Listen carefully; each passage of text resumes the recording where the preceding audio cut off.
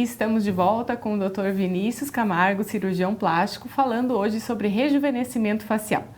Vinícius, eu como endócrino não posso deixar de te perguntar. Os pacientes vêm no consultório, passam por todo um processo de emagrecimento, ficam muito felizes, mas é inevitável a questão de eu tô flácida, não ficou tão legal, alguma coisa nesse sentido. Como a gente está falando de rejuvenescimento facial, nesses casos de uma perda de volume facial, fora o emagrecimento, existem outras causas que você poderia citar como perda de volume facial? E nesses casos específicos, de um paciente que passou por uma perda de peso bastante importante, grande, e agora quer fazer um rejuvenescimento facial, você poderia comentar sobre isso? Isso é bem interessante porque é comum, né, a ocorrência, né, dessas alterações. Naqueles casos onde não aconteceu uma perda de peso, o principal motivo desse processo de envelhecimento são as características individuais de cada pessoa, algumas vezes a característica genética, a falta de cuidado, falta de ingestão de líquidos, né, porque isso promove realmente uma perda de sustentação e da tonicidade da pele, né, e muitas vezes as alterações ósseas, né, profundas. Então, existe uma fisiopatologia, né, um desenvolvimento dessas alterações que vão acontecendo com o passar do tempo, que resultam nesse processo de flacidez e, como eu falei antes, da perda de sustentação da face. Nos casos onde ocorreu um grande emagrecimento, é muito comum hoje as pessoas se observarem, né? Então, e principalmente depois de WhatsApp, as mídias, as lives, as pessoas se observam, né? O smartphone se observa com muita facilidade. Então, a região cervical hoje é de grande preocupação para as pacientes, principalmente, porque percebem a flacidez, o aumento de volume, né? E a perda da sustentação muscular. Então, quando acontece um emagrecimento mais evidente, a perda do peso, é inevitável também que ocorram alterações em nível de pele, de músculo e também da gordura. Então, é possível, sim, realizar um reposicionamento dessas estruturas, né, para que se adquira um resultado mais jovial, mais adequado, principalmente no que se refere ao contorno cervical e também às estruturas de terço médio e terço superior da face. Certo. E quais os tratamentos que seriam mais eficazes para esse rejuvenescimento facial? Não existe um tratamento, né, como eu falei antes, que seja o mais eficaz. Dependendo da característica que a pessoa apresenta, né, do grau de comprometimento, da flacidez de pele, da perda de sustentação das estruturas profundas e também da perda volumétrica do rosto, que são definidos os procedimentos que podem ser realizados. E isso é discutido abertamente com a paciente, para que a gente possa planejar de maneira adequada e realizar o procedimento dentro de um parâmetro que esteja adequado também para a percepção dela em relação à mudança. Porque existem duas situações, né? Existem duas situações. A primeira é o que a paciente pode precisa realizar do ponto de vista técnico e também do que ela está disposta a realizar, porque isso envolve muitas vezes a disponibilidade de tempo, de recuperação e também de aceitar essa mudança que vai acontecer. A gente sempre procura obter o rejuvenescimento de uma maneira que a pessoa restabeleça as características que ela tinha anteriormente. Infelizmente, isso é o que acontece no dia a dia, mas ainda hoje, algumas pacientes têm um pouco de insegurança em realizar o procedimento, justamente por ter avaliado, observado o resultado desfavorável de outras pessoas. Então, hoje, a gente tem que explicar que o procedimento é diferente do que muitas vezes ela vê nas mídias, ou na TV, ou no próprio círculo de amizade. E pensando assim, então, reveses, certo? A questão da rejeição. Então, você fez todo o preparo, fez e pensou que aquela técnica é melhor e tal. Pensando na questão da gordura mesmo, que é o que a gente está falando. O risco de uma rejeição existe? É muito difícil, né? Porque é um tecido autólogo, né? Então, é retirado da própria pessoa. Claro que existe a necessidade de cuidados, né? De técnicas para evitar qualquer tipo de contaminação, de alterações que pode acontecer. Existe também uma preocupação em questão da durabilidade desse enxerto, mas o que se sabe é que, além daquele resultado inicial, né, da aplicação, que, claro, gera um pouco de edema no pós-operatório, os melhores resultados vão sendo observados depois de 60 dias, 90 dias, 6 meses, e dependendo da manutenção, né, das características físicas, é que esse enxerto ele também vai durar mais tempo. Mais ou menos assim. Claro que se a pessoa emagrece, ela vai perder volume do seu rosto e inclusive daquela gordura que foi colocada. Tá? Se aumentar de peso, da mesma forma, vai aumentar a gordura do rosto e também daquela, não que ela fique separada lá. Depois de cicatrizada, depois dela receber a circulação do sangue, ela vai fazer parte do tecido adiposo do rosto. Né? Justamente. E em quais outros tratamentos essa técnica é utilizada? São muitos tratamentos, como a gente comentou antes. Existe não somente na parte do rejuvenescimento facial, na parte de reparação de lesões complexas, de perda de tecido. Nós usamos o termo médico, perda de substância cutânea. Né? Então, hoje existem pesquisas muito adiantadas de utilização do tecido adiposo para a reconstituição não somente de tecido gorduroso, mas também devolvendo vascularização, permitindo reconstituição. Existem equipamentos que estão sendo desenvolvidos e que já nós estamos também com contato para viabilizar dentro da estrutura da nossa clínica para utilizar em úlceras de pé diabético, perdas de substância cutânea que são de difícil cicatrização, como úlceras venosas, além de outros tratamentos, claro, que a gente já tem desenvolvido ali dentro da estrutura da clínica.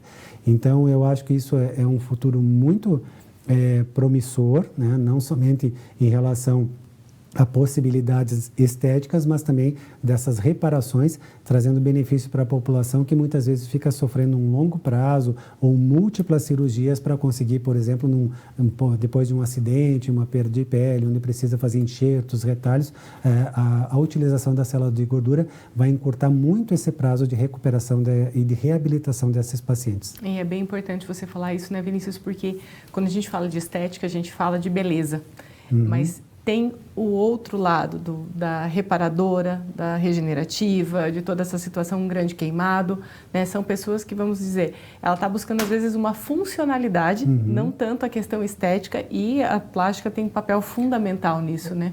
Perfeito. A cirurgia plástica, ela tem essa característica de ser apresentada como uma cirurgia plástica estética e a reparadora, né? Mas não há como dissociar esses dois procedimentos, porque quando você está trabalhando a estética de uma certa forma, você está reparando muitos traumas, muitas limitações físicas, né? E não somente do rejuvenescimento, né? Uma pessoa que tem uma característica de um nariz que quanto sofrimento já teve ao longo do tempo, uma característica de mama muito pesada, sofrendo com dores na cervical, comprometimento de coluna, abdômenes muito exagerados, com abdômen avental, onde tem um comprometimento até de relacionamento. Então, isso é a realidade da cirurgia plástica. Então, é estética? Sim, é estética, mas existe também esse componente de reparação. E, por outro lado, a parte da reparação, você também traz um benefício estético para aquela região ou aquela lesão que está sendo corrigida. Sem dúvida. Quando a gente fala da questão do rejuvenescimento facial, com todo esse avanço que está tendo, ele já é um procedimento que pode ser realizado em consultório ou ele ainda requer um centro cirúrgico, uma internação? Os procedimentos eles estão cada vez mais modernos, né? Menos abrangentes, mas sempre que a gente fala em um procedimento médico com segurança, é importante, primeiro, fazer toda uma preparação no pré-operatório, com exames, né, avaliação, liberação de cardiológica, porque hoje é muito comum nós identificarmos problemas de saúde durante uma triagem, durante uma avaliação de rotina de pré-operatório, e inclusive inviabilizando a realização da cirurgia, tá?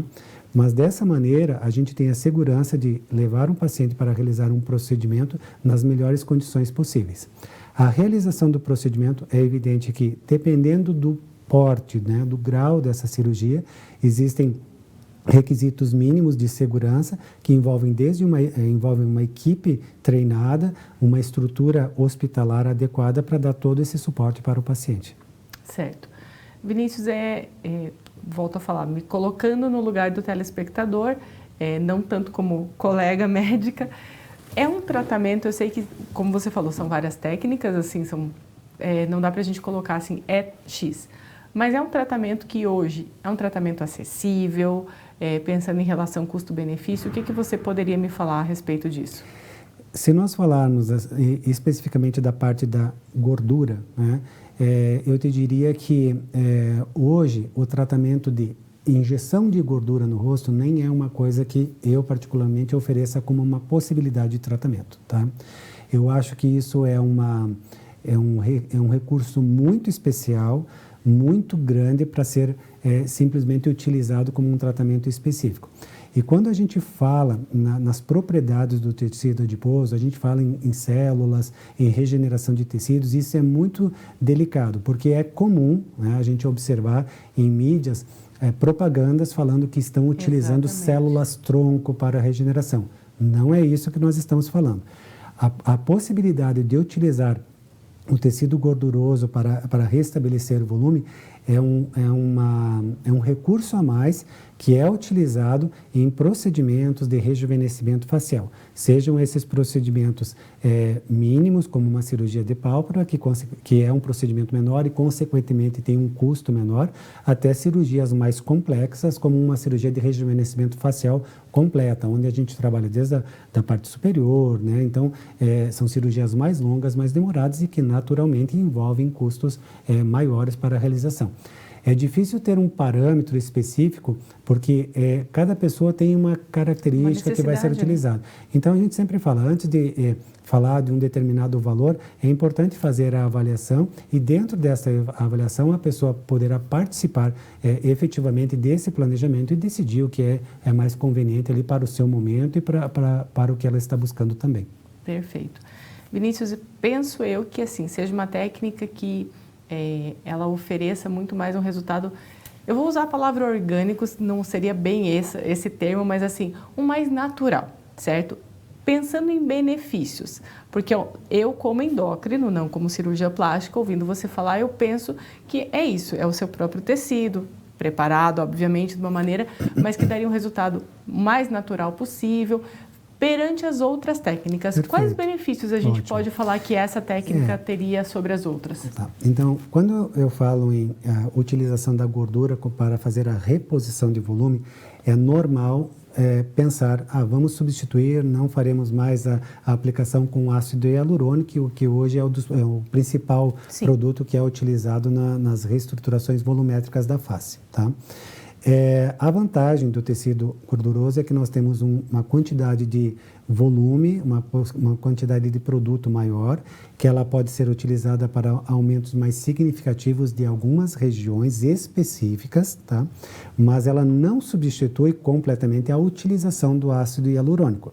Da mesma maneira que o ácido hialurônico não pode ser utilizado em regiões onde é necessário uma reposição de gordura. Então, a utilização consciente dessas ferramentas, desses recursos, né, dessas técnicas, é que possibilitará trazer um resultado mais adequado. Por exemplo, quando existe uma perda de sustentação na região malar, onde você quer um volume maior para essa reposição de gordura, utiliza a gordura. Agora, em refinamento, em regiões mais profundas, onde já existe um suco mais marcado, a gordura, pela característica natural dela não ter tanta sustentação, é melhor utilizar o ácido hialurônico, porque ele é um gel, ele tem uma propriedade de uma resistência maior e permite atenuar mais esses sucos superficiais, né? Claro, eu estou aqui simplificando, né, tudo isso, mas a abordagem é utilizar o que cada produto tem de melhor. Maravilha. Vinícius, te agradeço imensamente, foi uma conversa bastante esclarecedora, tenho certeza que o pessoal de casa também deve ter gostado bastante e várias dúvidas foram sanadas, então, mais uma vez, meu muito obrigada a você ter aceitado o nosso convite. E é isso, pessoal, eu encerro por aqui, eu sou a doutora Thaís com o Saúde em Dia, hoje recebi o Dr. Vinícius Camargo e falamos sobre rejuvenescimento facial. Até o nosso próximo programa.